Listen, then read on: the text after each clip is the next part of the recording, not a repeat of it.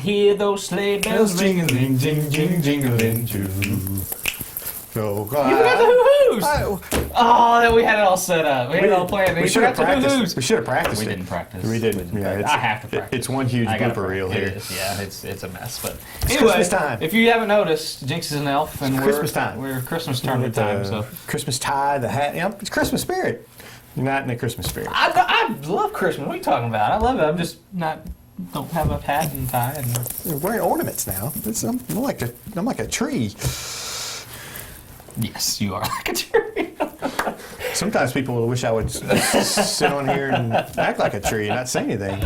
Maybe Simo's coach after last week's show. Tree falls in the forest. What do? You call Jinx, which that's what you do. All right, Christmas tournament time. Jinx, we got our brackets here. We do. We're gonna play a little early March Madness. Let's call it December Madness, Christmas Madness, if you will, for our Christmas brackets. And let's do it. We got both the Southeast Missouri Christmas Tournament. We got the Bloomfield Christmas Tournament. We got all other tournaments as far as that goes. Bloomfield Christmas Tournament. Let's just tell you, we will be there for full coverage. We are going to have photo galleries from every game. We're going to have stories. We're going to have everything. What kids like to play video games. Yeah, we're going to have everything. Not really, maybe not that. But anyway, we're going to have a lot of stuff. We're going to have all kinds of stuff. If you Bloomfield Christmas, you won't miss anything. If you need anything, we'll have it. So the last word will be there. That's right. For everything. So let's just start with Bloomfield. Let's do it. Bloomfield got the top seed first time since 1965. 50 years since they've gotten the top seed in that tournament. Their own tournament. You'd think that some shenanigans would go on. They'd get the top seed at least once. Nope, not happened. Bloomfield's very upstanding. I like that. But Bloomfield, they think this is their year. This is their year to win their tournament, the 59th annual Bloomfield Christmas Tournament. They want to put their name on that trophy. I think it's their year. I think it's their year to make the championship game. but not win it. You don't think they're going to make the championship game? This is their year. They're making it. I've got them out early. How early? I got them out in the quarterfinals. Oh, one win. They're going to beat Richland. They're going to beat Richland, and then they're done, huh? A lot of pressure. All right, there's a lot of pressure. A lot of pressure on the Wildcats. And obviously they have not been in that top spot before in a long, long time. The target is on their back, and that's not, in 50 years. I don't even think their coach isn't even 50. I mean, he's younger than I am. So he doesn't even remember the last time they had a target on their back. A lot of people are younger than you, James. There's a lot of people younger than me. That's true. Anyway. But, so who they lose to? I've got them losing to... Surprise. my Dexter Bearcats. Surprise. Dexter traditionally plays pretty well there. They played a very tough schedule, and that tough schedule, the Jacksons, the Sykestons, the Notre Dames, that gets them ready to play a team like Bloomfield. Traditionally, they play Bloomfield. They played them tough last year. They're going to play Bloomfield tough. They know how to beat Bloomfield. They're familiar with the court. They're not going to. The stage isn't going to be too big for them. I think Dexter wins that game and then loses the next game. But so they knock off the top seed and then fall in the next round. Yeah, that momentum doesn't last very long. No, not on my bracket anyway. Right. But what do I know? Okay, well I've got Dexter Bloomfield meeting in that second round, but I got Bloomfield. Bloomfield. There's a lot of talk about Bloomfield being good, and I know they have a lot of room for improvement. And they haven't really been maybe as dominant as a lot of people thought they would. I mean, they've won their games and they've won some convincingly, but they just haven't been the dominant team. I don't think they're a team like that. They're not going to blow you out. They're not one of those teams. But having this number one spot, you're right. There is a lot of pressure on them, but I think the kids, they've been ready for that. They've known this team's coming for a long time. They know this is their shot to do something, and I think they'll take advantage of it and at least knock off Dexter that I'm going to take a little. Well, I've seen Dexter play. I've seen Dexter play 3 times. I've not seen Bloomfield play, but so there's that. I can't believe it. He's already. No, I still got. I've got right there. Dexter over Bloomfield in the quarterfinals, and and when I'm wrong, it'll just. It'll match the rest of my bracket. Any other upsets in the first round yet? In the first round, I have East Prairie Hayti. I have East Prairie knocking off Hayti. I'm torn between that game. I think Hayti is a better team, but East Prairie, they're due for a first round win. I think East Prairie gets a win. I think you're right. I got East Prairie over Hayti too, and I liked Hayti before the season because I thought that there a lot of those guys are still coming off football, and you have a lot of teams. Malden, another team that's kind of coming off a football run that just hasn't really gotten to that mode yet. Hayti, I think, is still one of those teams, but I haven't seen them, and obviously not seeing a team hurts, but they're not there. They're not where I thought they'd be, and that's kind of my reasoning for taking East Prairie over the Hayti. So, who makes the next round, and who makes your championship game? I've got in the semifinals. I have Dexter Malden. I think Malden beats Dexter. I think Malden is just too athletic, and I think they just beat Dexter. Kennett South Pim in what to me could be the game of the tournament. I think that's going to be the other semifinal game. South Pim has got, right now they're undefeated. Kennett, they're like Dexter. They played a tough schedule coming in. I think that helps them. I think Kennett makes the championship. I see Kennett making that championship game. Every game that Kennett played in the SEMO Conference tournament prepared them for this, because there's not one team in here with the caliber the teams that they played in the SEMO Conference tournament. Now, I'm not trying to dog anybody, but I'm just saying they're just night in, night out. The teams that they played were just better. They were, and I don't think a lot of people outside of their schools can disagree with that. But I got Kennett over South Pim and Bloomfield over Malden. Like I said, I got Bloomfield making the championship game, so I got Bloomfield and Kennett. Kennett, go get that championship. I've got Kennett beating Malden. I think, like I said, their schedule leading up to this prepares them for this tournament. They've won a bunch of these tournaments lately, the last few years. They lost in a championship last year. Their kids are familiar. They know how to get there. Coach Vaughn knows how to win it. I think Kennett gets there and gets it done. Yeah, they showed a lot to me during the SEMO Conference tournament, but they have to have that killer instinct. They let a lot of close games just kind of slip away here lately, and a lot of close games that they should have maybe pulled out a little comfier. Let me say that, but they kind of. Fourth quarter, they have not. It kind of sounds cliche, but they have not put four quarters together, and a lot of teams haven't yet. But they're one of those teams that's capable of doing it, and they can get out. I think they get out on Bloomfield early, and who knows after that what happens, because Kennett hadn't really been the best at closing out games the last few weeks. I will say this: anybody 1 through 10, I would not be shocked to see win this tournament. Absolutely not. I mean, there could be, I pretty much have a lot of the chalk, but I would not be surprised if a lot of there's upsets in these first round games. You look at, Puxico Saxony. We don't know how good Saxony is. Yeah. Puxico could pull an upset there, or Saxony could run the table and win the whole thing. Yeah. You don't know. Malden Portageville could put together a game, and if they could get some guard play and challenge Malden. Bernie, they're sitting at 13, a Bernie team at 13 in Donovan. There's a lot of stuff that could happen, but I think anybody 1 through 10, I would not be shocked to see win this tournament. This tournament, as well as the Southeast Missouri tournament, is as wide open as I've seen it in a long time. And we'll switch now to the SC Missourian Christmas tournament at the Show Me Center at the beautiful Show Me Center at Cape Girardeau on the campus of Southeast Missouri State University, home of the Red Hawks. Finally, some good men's basketball is going to be played there. Let's see, All right, first, here we go. The first round, you have any upsets going on in that first round? Any upsets the first round? No. I don't either. Traditionally, the first round of that tournament is pretty much chalk. That 8-9 game, there may be, Orion Woodland this year. Wouldn't shock me to see Warren win that game, but for the most part, it's usually a chalk. That first round, and then you get to where I think the fun begins in round two. This is where it gets interesting, in my opinion.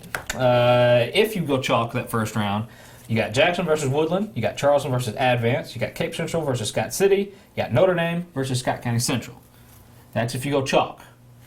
I went almost chalk in my semifinals round. I got a pretty big upset. Not really a big upset. I have two upsets. I got one. I got Advance beating Charleston. Now, I also have that. I haven't seen Advance play, but I know that they score a lot of points. Charleston has struggled a little bit to score.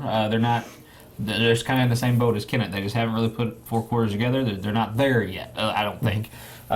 If they get there is a question, I think, is arising with some Blue Jay fans. But anyway, I got Advance facing Jackson in the semifinals. I got Cape Central versus Scott County Central. So you have Scott Central upsetting Notre Dame. Scott Central upsetting Notre Dame as well. Imagine that. Scott Central guy picking Scott Central. Gerald Sanders returned a few weeks ago. Scott Central guy picking Scott Central. Gerald Sanders, they have a full team now. He made it. I think he's going to make a difference. Shocker. You got Jeff Porter. Notre Dame's not your dad's Notre Dame team now. They're okay. They can get going. I also picked Scott Central. So I can't say anything. I did, and a lot of it's Lawyered. a lot of it is wishful thinking on my part. Advance beating Charleston because Charleston is could become Charleston real quick. It could. Their defense could cause sure. Advance all kinds of problems. But Charleston just hasn't looked like the Charleston that we've seen the last few years. And then Scott Central against Notre Dame. Notre Dame, they lost a lot. They're still a good team. They are still a good team. But I think Scott Central gets past them. And so just like I said, I want to see some small schools, some different schools in that Final Four. And that leaves Jackson Advance, Cape Central, Scott Central. Who you got? It is the small scores. It's one of those years. It's one of those years. Do you have the nerve to put Advance or Scott Central in the finals? Not only do I have the nerve, I have twice the nerve. Advance, SCC. Charlie, can you see that real good? Advance, SCC. All right. Yeah. There you go. I have the nerve. I don't have that much nerve. I got the orange team from up north a little bit, northwest, taking out North Scott County team. I have Advance making the championship game. I do have them knocking off Jackson. I was unimpressed with Jackson when I've seen them this year. I think Cape Central beats Scott Central though. I'm sorry, but Cape Central they're just a lot of talent there. They impressed me whenever they had Al Young in the SEMO conference tournament, and I think they can roll through. Not roll through, but I think they can handle Scott Central. A lot of height, a lot of athleticism to match what they have. And I think Cape Central, with their athleticism stuff, wins the tournament. They beat Advance. I wouldn't be black shocked. And gold or black and orange final. Wouldn't be shocked at all to see that Cape Central or Scott Central. Cape Central is a good team. They, with the addition of Al Young, became a better team.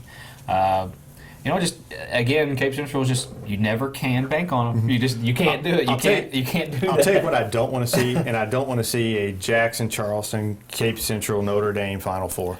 It's the same Final Four teams every year, and that's why I think we pick some of these upsets. We want to see. I something think different. it's a crazy year. I think it's one of those years. I really believe this is going to happen. I really do. I'm not. I think Advance has got what it takes to do it. It was about 10 years ago, 10, 12 years ago. There were some small schools, Advance making a run, winning some of this.